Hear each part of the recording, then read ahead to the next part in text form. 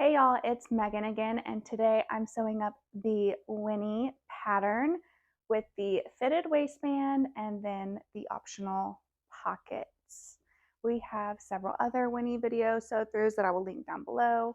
One with the fitted waistband with the drawstring, and then one with the elastic waistband and drawstring. These come in a mid-rise, which I did in the shorts, and then a high rise. They come in shorts, crops, and pant lengths, and it also comes in both youth and adult sizing. They all have this front pin tuck on the front legs, and you can style them more as sweatpants. These ones are all in a cotton French terry, which is my favorite fabric to use for these for more of a sweatpant look. And then the ones that I'm wearing are in a nylon ponte, and they're going to look a little bit nicer, a little more work wear if that's what you're looking for. And then you can also use sweater knits or stable rib knits. You do need to be aware but that these sweater knits, if they have a lot more vertical stretch, then you do want to use one of the waistbands that has elastic in it.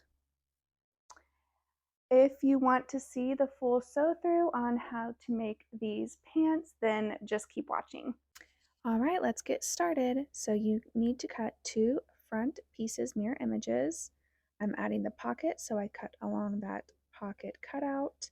You also need to add the snips at the top and the bottom hemline, and you need to mark that front fold line on the right side of your pants on each piece. You need to cut two pocket lining pieces. I do like to use a thinner fabric for the pocket lining so it's not too thick, and then also two pocket pieces. The pocket piece will show and the lining piece will not. You need to cut two back pieces, mirror images, and then you need to cut two fitted waistband pieces, mirror images.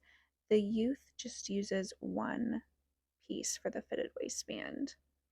Now it's time to prep that pin tuck, so you are going to match your two snips together at the top and the bottom and fold your piece all along that front fold line, and then you're going to use your iron and you're going to use up and down pressing motions to give that a nice crease. You can also use some best press or spray starch, and then you're going to take that to your machine, and all along that front fold line you are going to stitch a 1/4 inch away from the fold line, and you're going to do this on each piece. You can either use a longer straight stitch for this, or you can also use a longer triple stitch, whichever one you would like. Once you have pressed all the way down the leg from the top to the bottom hem, then you will take it to your iron and you are going to press the pin tuck toward the side seam.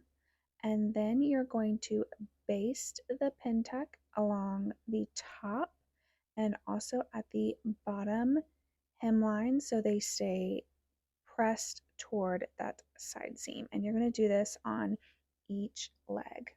Then it's time to move on to our pockets. You can add a 1-inch strip of interfacing on the wrong side of the pocket lining opening. I'm using a ponte here, so it's really stable, and so I skip that step. But if you're using something more lightweight or with more vertical stretch, you really want to add the interfacing so that your pocket doesn't flop open while you're wearing it. You're going to take one pocket lining piece and you're going to match it right sides together with one front piece, and you're going to stitch them together along that diagonal slant with a 1/4 inch seam allowance, and then you're going to press the seam toward the pocket lining and press that pocket lining open, and you're going to understitch the pocket lining so it doesn't peek out while you're wearing it. Now, alternatively, you could go ahead and press the seam toward the pant and top stitch it if you like that look better. Then you're going to take one pocket piece and you're going to place it right sides together with your pocket lining piece all along the curved edges. And we're going to stitch these together, the pocket and the pocket lining, with a 1/4 inch seam. Once you have your pocket all stitched, then you are going to press the pocket toward the wrong side of the pants, and you're going to align the pocket so that the top is matching with the pants and that the side seam is matching with the pants. And then you're going to baste the pocket to the pant at that top edge where they overlap and at the side seam edge where they overlap, about 1/8 of an inch to 1/4 inch away from the raw edges. Then it's time to move along to sew the side seams. So you're going to take one back piece and one front piece, and you are going to put them right sides together, and you're going to match the top and the bottom hem, and then all along the side, just pin them together. And you're also going to go ahead and pin together the inseam. So from the top of the crotch to the bottom hem, match those pieces right sides together. And then we're going to stitch both the side seam with a 1/2 inch seam allowance, and then you're also going to baste the inseam with a 1/2 inch seam allowance. And then you're going to do the same thing with the other leg. Once you have both legs stitched together, you are going to take one leg and put it wrong side out and have one leg right side out. And then you're going to put the leg that is right side out inside the other so that the pants are right sides together. And you're going to align them at the inseam and at the top of the front crotch and the top of the back crotch, and pin them together all along the crotch curve.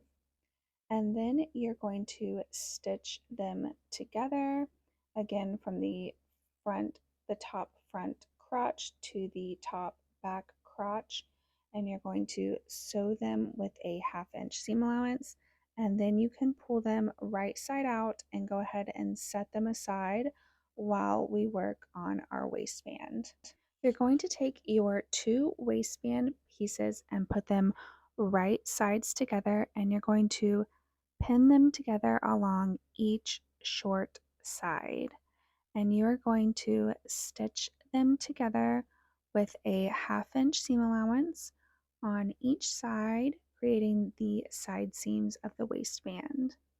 And then you're going to take your waistband piece and you're going to fold it in half, wrong sides together, and we're going to then quarter the waistband. So put the side seams together to find the center, front, and back, and then place the pins at the side seams. Then you're going to also want to quarter your pants, and you're going to take your waistband and put it around your pants with the right sides together, and we're going to match those quarter points. And then you are going to take it to your machine and you are going to stretch the waistband to fit the pants, and you're going to stitch them together with a 1/2 inch seam allowance. You can always first baste your waistband on to see if you would like to use the hack we have to add some elastic inside the waistband, or you can add some clear elastic to the waist seam to give it some stability. Then you're going to press your hem up. There it calls for a 1/2 inch hem. I'm doing a 1 inch hem here, but you will press the hem up toward the wrong side and then edge stitch it in place. And then your Winnies are all complete. If you have any questions, you can leave them down below. As always, we love to see what you make. If you would post them in our Facebook group or on Instagram. Tag us at Made for Mermaids, hashtag Winnie Pattern, hashtag Made for Mermaids Patterns. Until next time, bye.